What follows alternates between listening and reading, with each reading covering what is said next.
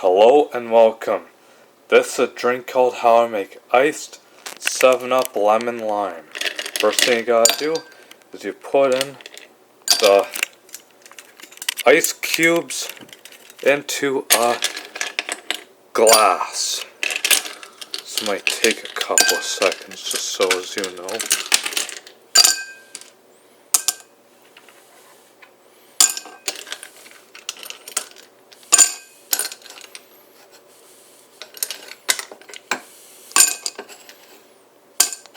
Now, last but not least, you open up this can of 7-Up, and then you pour it into this glass.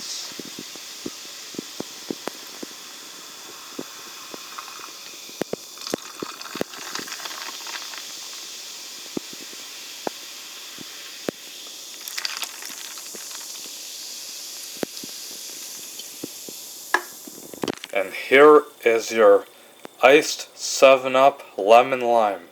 Enjoy, and thank you for watching.